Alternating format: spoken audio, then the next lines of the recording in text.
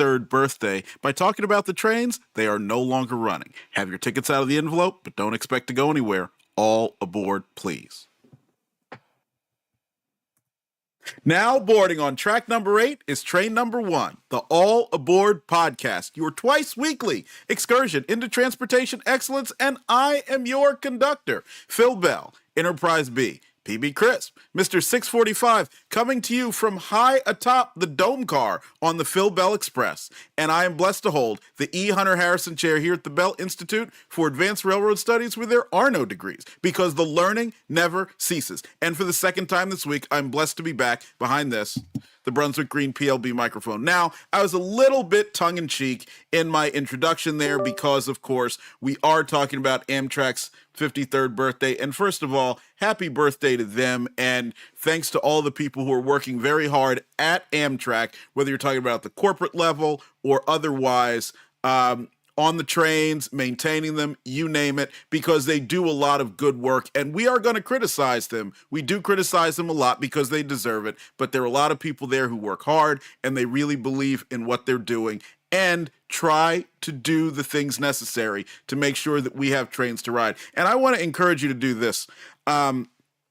Even though we may criticize them at times, even though we may romanticize some of the days gone by, sometimes justified and sometimes not, I hope that you will take the opportunity to ride as many Amtrak trains as you can whenever you get the opportunity. And that's because this effort to prepare for the show has really made me think a lot about the trains that aren't there, not just because we want to go through a historical record of them, but because of the fact that it is so fleeting. We saw this back when we talked about Via Rail a couple of months ago, how at one point Via was having a terrific service that seemingly went everywhere in Canada, and then one day so many of those trains were gone. And then as I did the research for this episode, it was so interesting to see how Amtrak was starting with next to nothing, but then it grew and got to be a very sizable operation. And then at various points throughout its history, there were congressional cutbacks, there were financial crutches, whatnot, and that meant so many trains went away, some of which have never come back. So again,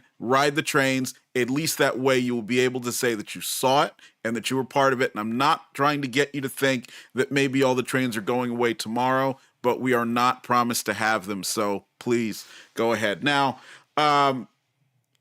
take a look at the thumbnail for this video because it's Amtrak's 53rd birthday, and that is train number 53, a shot that I took of the auto train, which was going southbound on the RF&P subdivision at Ripon Landing, and this was back in 2018. Ripon Landing, by the way, if you're in the Washington, D.C. area, or even just looking for a great place to rail fan on a weekend trip, it's a good place to go. Plenty of places to park, and also you get amazing views of CSX Amtrak trains on weekends and VRE Virginia Railway Express trains during the day. So bring your camera and you can sit there and relax. The only thing I'll warn you is you may have to worry about the insects because they can get to be a little bit of a pain then. But as to Amtrak, now its first train was number 235, a southbound clocker that was running from New York City to Philadelphia. Now, that's noteworthy for many reasons because, first of all, leaving New York City's Penn Station, that had been,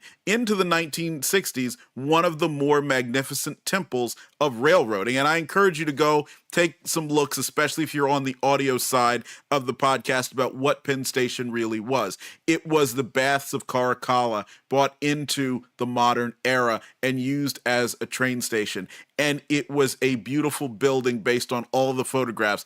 I, of course, being 43 years old, am too young to have seen it. But the stories abound about it, and as we've talked about, that is what led to the modern-day preservation movement of older buildings, and in some cases, things like railroad equipment, because its demolition to sell the air rights for the placement of Madison Square Garden drew a lot of ire from New Yorkers who, of course, had deserted the passenger trains, but suddenly realized that it wasn't just that they could stand there and expect that everything would be the same all the time, that the trains would continue to run, and that the building would always be there, but they were going to have to be a part of it. And that is ultimately also what led to the preservation of Grand Central Terminal. So against this backdrop, you have train 235, that southbound clocker, departing from what was now a subterranean Penn Station station, something that was a dramatic change and, in the eyes of most people, not for the better, that had been constructed by the Pennsylvania Railroad not that long beforehand. And then we get to the matter of the Pennsylvania Railroad, the company that given birth to the clocker in the first place.